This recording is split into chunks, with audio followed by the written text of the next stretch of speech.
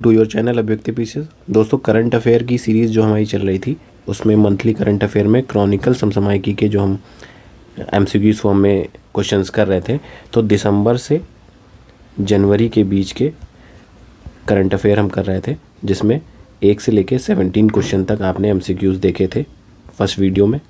ठीक, अब ये सेकंड वीडियो है, इसमें बाकी के सारे क्वेश्चन जो होंगे वो कराए जाएंगे, है ना।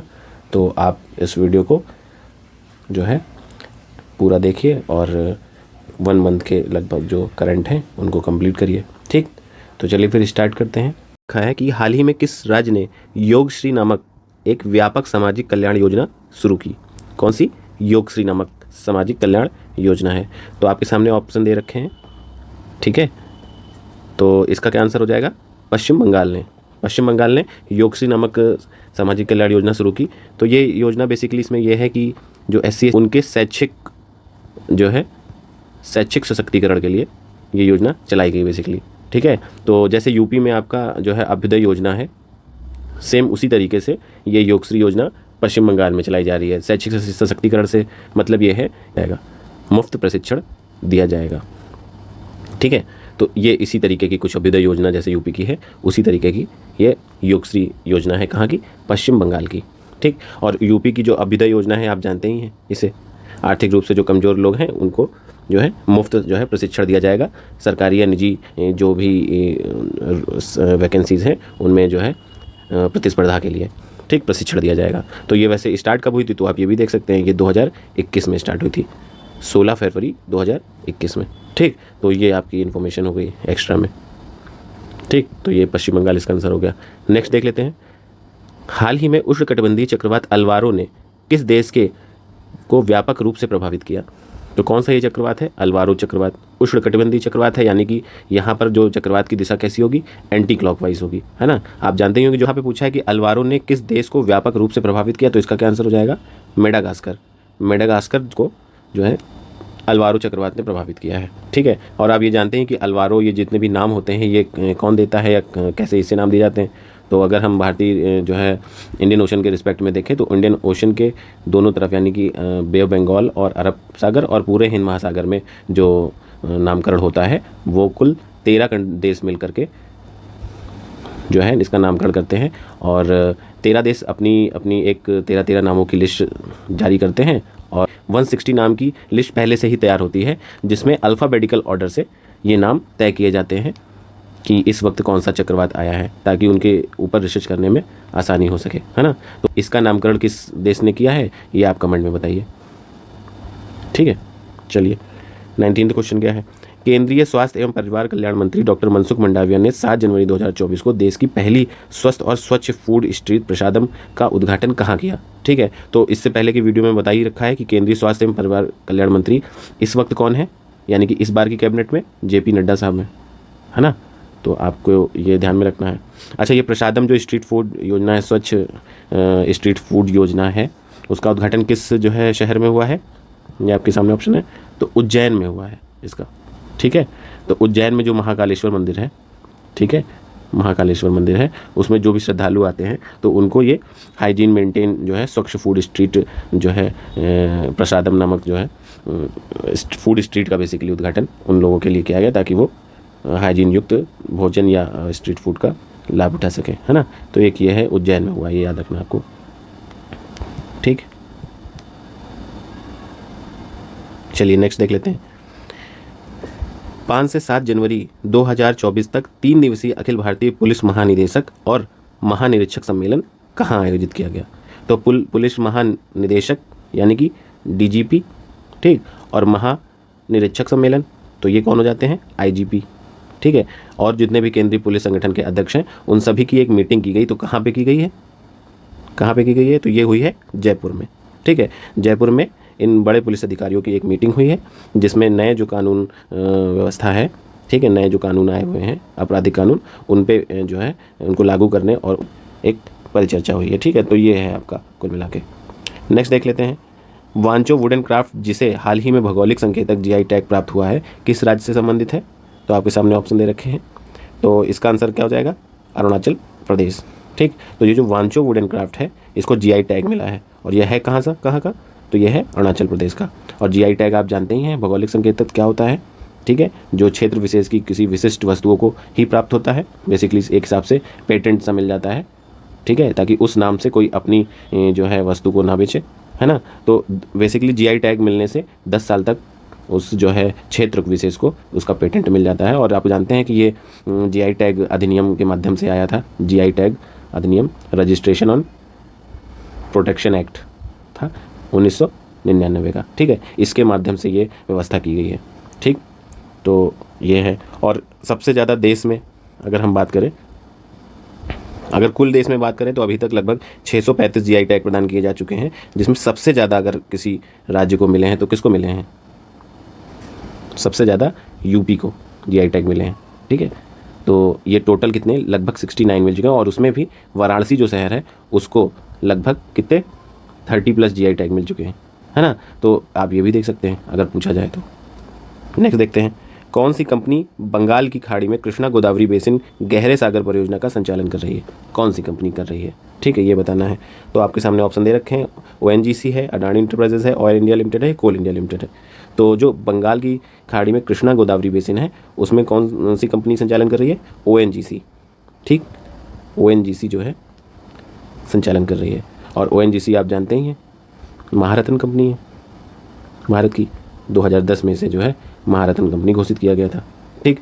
और जैसे गोदावरी, कृष्णा गोदावरी बेसिन है, ऐसे देश में कई बेसिन हैं जहाँ से जो है ऑयल आदि का, ऑयल है, नेचुरल गैसों को निकाला जाता है, ठीक। इसी तरह आपने सुना होगा Mumbai offshore basin, Cambay basin आपने सुना होगा, ठीक।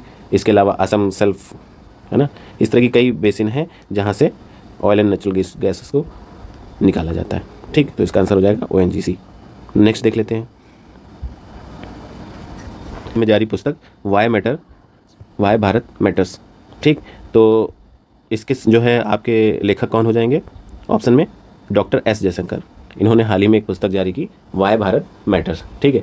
तो आप जानते ही हैं ये हमारे विदेश मंत्री हैं, ठीक है। पिछले 2 टेन्योर से ये विदेश मंत्री हैं, ठीक, अभी भी करंट में भी हैं। तो इन्होंने ये जो है पुस्तक जारी की है, ठीक है। तो पुस्तक पे एक क्वेश्चन लगभग हर बार ही बनता है, तो आप इसको देख के जाइएगा, स्टार मार्क कर सकते हैं इसको, ठीक। नेक्स्ट देखते हैं, अडोरा मैजिक सिटी किस देश का पहला क्रूज जहाज है? ठीक, तो अडोरा मैजिक सिटी क्रूज जहाज क्या होते हैं? बेसिकली पर्यटन के दृष्टिकोण से इनको जो है चलाया जाता है ना। ये क्रूज मिसाइल वाला मामला नहीं है, क्रूज जहाज है। बेसिकली इनके अंदर जो है एक लग्जरियस जो है शहर पूरा बसा होता है, जहाँ रेस्टोरेंट भी है, सिनेमा भी है, जिम भी है, मतलब पूरा एक शहर होता है। और लोग पर्यटन एंजॉय करते हैं कहाँ? समुद्र के अंदर। समुद्र के अंदर से तात्पर्य है कि समुद्र के ऊपर जहाज पे, ठीक है। तो ये क्रूज पर्यटन का मामला है थोड़ा सा।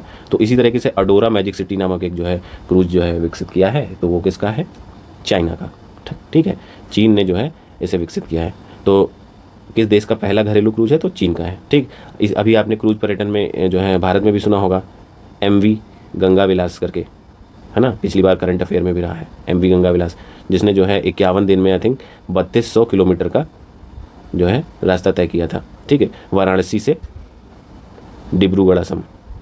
प्रधानमंत्री मोदी जी ने इसको हरी झंडी दिखाई थी। तो ये पर्यटन को लेकर के ये भी एक जो है क्रूज़ जहाज़ था। तो इसी तरह से कई हैं, मुंबई में कार्डेला करके एक जो है फेमस जो है क्रूज़ जो है पर्यटन, इसी तरह कई जगह पे है। तो ये आप देख सकते हैं। तो उसी तरीके से चाइना ने भी अपना एक स्वदेशी विकसित किया है, ठीक है। नेक्स्ट देखते हैं 25वां क्वेश्चन। भारतीय अंतरिक्ष अनुसंधान संगठन इसरो ने अपने पहले एक्सरे पोलारीमीटर सेटेलाइट एक्सपोसेट का सफल परीक्षण किया, ठीक। तो एक्सरे पोलारीमीटर सेटेलाइट का परीक्षण किया है। तो पूछ रहा है कि आप डेट बता दो, है ना। तो कब किया है? 1 जनवरी 2024 को। किसने? इसरो ने, ठीक। अब एक्सरे पोलारीमीटर सेटेलाइट की अगर हम लोग बात करें तो ये एक ऐसी सेटेलाइट है ना, जिसमें ये जो पोलारीमीटर एक्सरे पोलारीमीटर सिस्टम लगा हुआ है, जो कि क्या करेगा? खगोलीय जो पिंड हैं, खगोलीय पिंड जैसे क्या न्यूट्रॉन स्टार हो गए, ठीक, या ब्लैक होल हो गए आदि के बारे में स्टडी करने के लिए ये बेसिकली एक सेटेलाइट भेजी गई है ना। और ऐसा करने वाली, जो खगोलीय पिंडों के बारे में जानकारी इकट्ठा करने वाली, ये पहली जो है दूसरी ऑब्जर्वेटरी, इससे पहले USA ने ही सिर्फ भेजा है। तो भारत ऐसा दूसरे नंबर का देश बन गया है जिसने खगोलीय पिंडों की जो है अध्ययन के लिए एक सेटेलाइट भेजी है। तो पोलारीमीटर से तात्पर्य है कि इन खगोलीय पिंडों से जो भी आपकी एक्सरेज आती हैं उनके अध्ययन को इस पोलारीमीटर जो है एक्सरे से अध्ययन किया जाएगा, है ना। तो इस तरह का कुछ कॉन्सेप्ट है। और इसे भेजा किस जो है उससे गया है, तो PSLV C58 से भेजा गया है ना। तो ये भी आप याद कर सकते हैं। चलिए नेक्स्ट देख लेते हैं। प्रोफेसर BR कंबोज, जिन्हें हाल ही में 14वें MS स्वामीनाथन पुरस्कार का विजेता घोषित किया गया, किस क्षेत्र से संबंधित हैं, है ना। तो प्रोफेसर BR कंबोज, अब इस क्वेश्चन को अगर आप देखें तो 14वें MS स्वामीनाथन की बात हो रही है, तो यानी कि वो MS स्वामीनाथन को आप जानते ही हैं, father of green revolution in India है ना। ग्रीन रेवोल्यूशन, हरित क्रांति आप कह सकते हैं, जो कि 1966-67 में हुई थी, है ना। स्टार्ट हुई थी बेसिकली, है ना, 1967 आप मान लीजिए, ठीक। तो उनके द्वारा जो है ये स्टार्ट हुई थी, तो अगर उनका पुरस्कार है तो जाहिर बात है कृषि से संबंधित होगा, है ना। तो इसका आंसर क्या हो जाएगा, कृषि, ठीक। तो प्रोफेसर BR कंबोज को MS स्वामीनाथन पुरस्कार दिया गया, ठीक। चलिए नेक्स्ट देखते हैं। 27वां क्वेश्चन देखते हैं।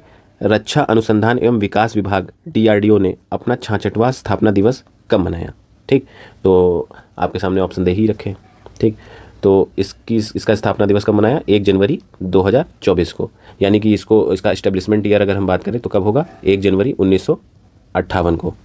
1 जनवरी 1958 को DRDO को स्थापित किया गया। अब DRDO है क्या, तो DRDO बेसिकली रक्षा मंत्रालय के अंतर्गत एक विभाग है ना, जो भारत की जितनी भी रक्षा ज़रूरतें हैं, मिसाइल्स हैं, रॉकेट्स हैं, या जो भी हैं रक्षा से संबंधित, उनका निर्माण करता है, उनकी ज़रूरतों को पूरा करता है ना। तो ये वो विभाग है, ठीक है। तो डिफेंस का जितना भी इक्विपमेंट और इस तरह की चीज़ें होती हैं जनरली DRDO द्वारा बनाई जाती हैं, तो ये DRDO विभाग है, ठीक।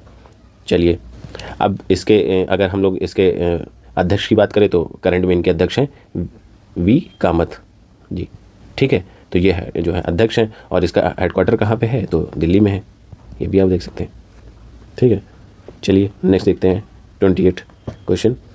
20वें न्यूरो अपडेट 2023 सम्मेलन का आयोजन हाल ही में कहाँ किया गया, तो 20वां न्यूरो अपडेट, ठीक। न्यूरोलॉजी आप समझते ही होंगे, नर्वस सिस्टम से संबंधित है ना। तो इससे रिलेटेड एक सम्मेलन किया गया, जहाँ देश विदेश के कई डॉक्टर्स आए, है ना। तो उनका एक सम्मेलन हुआ, ठीक। और इसमें एक प्रैग्मेटिक अप्रोच न्यूरोलॉजी को लेकर के अपनाने की एक परिचर्चा हुई थी बेसिकली। तो ये हुआ कहाँ था, तो ये हुआ था अहमदाबाद में, ठीक। अहमदाबाद में ये सम्मेलन हुआ। तो ये जनरली पूछ लेगा आपसे न्यूरो अपडेट सम्मेलन कहाँ हुआ, तो आपको ये ध्यान रखना पड़ेगा, ठीक। इस तरह का एक प्रश्न रहता ही है एग्जाम में। नेक्स्ट देखते हैं। हाल ही में 16वें वित्त आयोग के अध्यक्ष के रूप में किसे नियुक्त किया गया, तो आप जानते हैं ये वित्त आयोग भारतीय संविधान में आर्टिकल 280 के अंतर्गत है, और राज्य वित्त आयोग आप जानते ही हैं 243I के अंतर्गत है ना। तो ये तो कॉन्स्टिट्यूशनल प्रोविज़न आप देख सकते हैं। इसके अलावा 15वां वित्त आयोग बहुत समय तक फेमस रहे हैं, तो ये NK सिंह आप जानते ही हैं, है ना।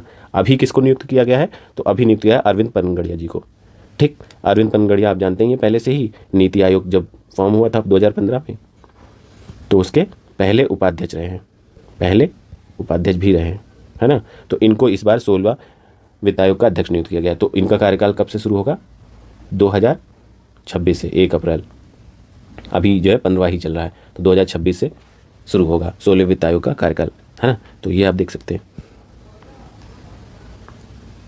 नेक्स्ट देखते हैं।